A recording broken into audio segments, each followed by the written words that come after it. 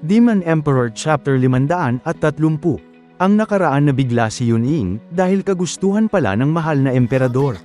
Magpatayan dalawang magkapatid. Sinabi ng emperador nilalayo niya si Yunying sa ganitong gawain. Sinabi rin ng emperador na ang trono ay isa lang, kaya kailangan isa lang matira sa kanila dalawa.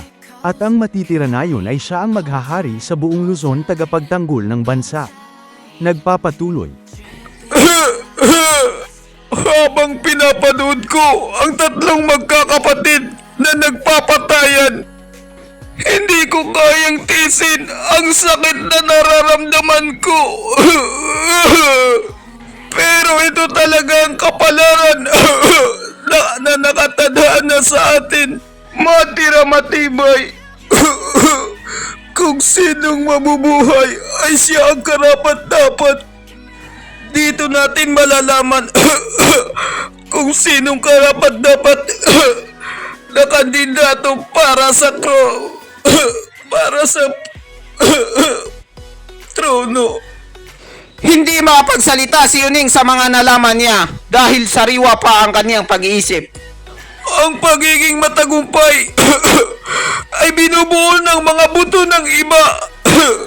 Kailangan mong mang-apak ng tao para maging successful ka. Gamit ang pagpatay na walang kaparusahan. Habang ang trono ay naligha sa isang gabundok ng mga bangkay. Malubha na ang karamdaman ng emperador. Halatang nasa bingit na siya ng kamatayan. Ang sakit. Kamahalang ama, tangina mo ka. Napakaganda ng pag-iisip mo. Tangina mo rin. Ang nag-iisang matitira ay siya ang magmamana ng trono. At ako na yon, wala nang iba. Asa ka?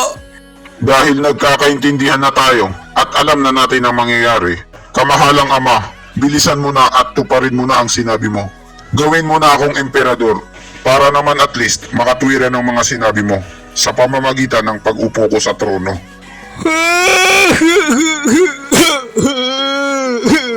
Mahal na prinsipe, may sinabi ba ako na ikaw yun? Hindi ka nararapat sa trono. Kamahalang ama, huwag kang nagmamaang-maangan. Narinig ko yun gamit ang dalawang tenga ko na sinabi mo yun. Huwag kang magsinungaling dito. Ngayon, natapos ko na ang lahat ng dapat tapusin. Kasama ka na dun. Ha ha ha ha! Ang trono ay pagmamay-ari ko na ngayon. Binabasbasan na ako ng langit. Hindi pa ako tapos. Nag-celebrate ka na ng pagkapanalo. Mahal na prinsipe, malupit ang mga galawan mo. Pit malulodi at tama sa oras. Hindi katulad ng ikalawang prinsipe na kapatid mo. Pero ang kulang sa'yo ay masyadong nakatuon ang pansin mo sa isang bagay lang. Masyadong makitid ang utak mo para dalihin mo ang buong bansa sa iyong balikat. Hindi ko pa to nababanggit. Ang iyong paningin, hindi mo kayang makita kung anong kulay ng brief ko. Hindi katulad ng ikatlong kapatid mo na si Taba. Tama na! Tigilan mo na yung kakamarites mo! Kamahalang ama, malapit ka nang mamatay! Itigil mo na ang pagsasalita mo ng mga walang kabuluhan at ibigay mo na sa akin ang Luzon! Mahal na prinsipe, hindi ka karapat-dapat sa trono. Mga kawal! Pumunta kayo rito! Dakpin siya! Sir, nandito na kami! The Power Ranger is here! At nandito na yung tatlong gwardya na pinagmamalaki ng emperador. Pinapasahod niya ito ng minimum wage.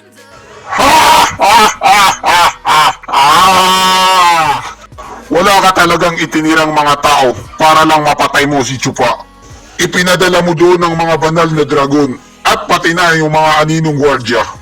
Ngayon ang natira na lang sa'yo ay ang mga latak na patapon na gwardya. Ano ang magagawa nila? Mga bata, kunin niyo at isako niyo ang mga gwardya na yan. Nagulat si Taba sa nakita niyang magnanakaw na dumaan sa bubong. Dumating na yung 5 akyat bahay na tauhan ng mahal na prinsipe. Kami ang Assassin Creed. Napapaligiran nila tayo! Mas marami sila! 3 tayo, 5 sila! Lusugin sila! Hindi ko na sila kayang pigilan! Ang dami nila! Pinay ko po, marami akong anak. Walang laban yung 3 gwardya sa 5 magnanakaw.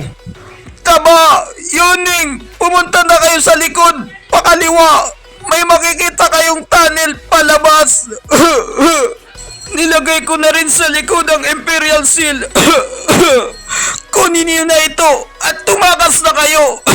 Papunta kay Commander Tubo. Sigurado akong pabalik na sila ngayon, galing sa Wingaza City. Sabihin mo sa kanya na ililigtas mo ang emperador at tutulungan kanya. Dahil yun lang ang paraan para magkaroon siya ng bahagi sa lupain ng Luzon. Napagkasunduan na namin yon, silyado na at napirmahan na ng attorney. Kaya tutulungan niya kayo. Malapit na ang oras ko. Ang tanging magagawa ko lang ay pabagalin sila. Umalis na kayo. Iwan niyo na ako rito. Ama! Ama ko! Ikaw! Taba! Anong ginagawa mo? Ba't hindi ka pa umaalis? Halata sa tiyan ni Taba na galit na siya.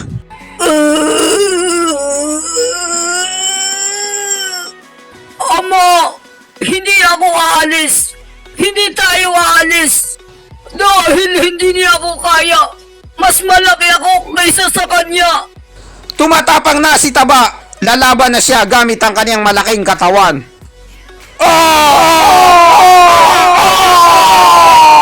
Sa isang idlap lang, naubos yung 5 akyat bahay.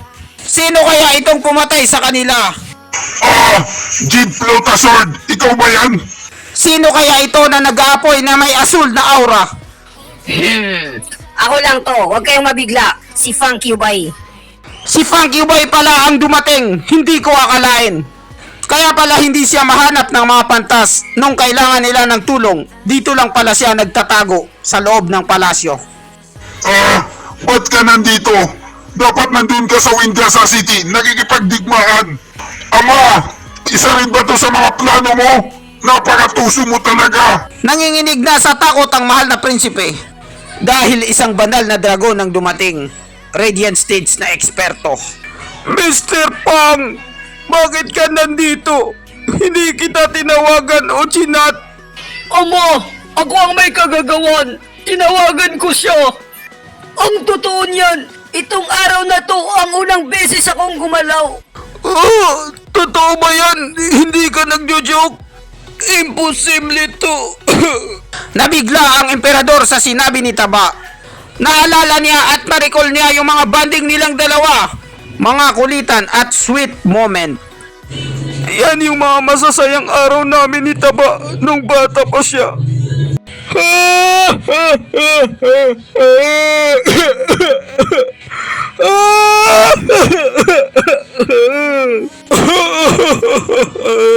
Nabasa ko na ang napakaraming tao sa buong buhay ko.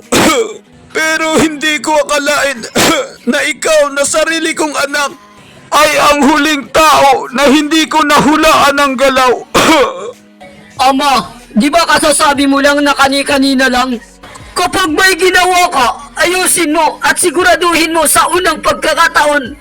O kaya, wag mo na lang gawin. Wag mong subukan, masisira ang buhay mo. May tama ka dyan, anak. Isang tira lang, puruhan mo agad yung ikakamatay niya na. Kaya, Taba, may alam ka ba sa paglason sa akin ng mahal na prinsipe? Napatingin na lang si Yuning kung anong isasagot ni Taba. Biglang nandilim ang paningin ni Taba sa narinig niya.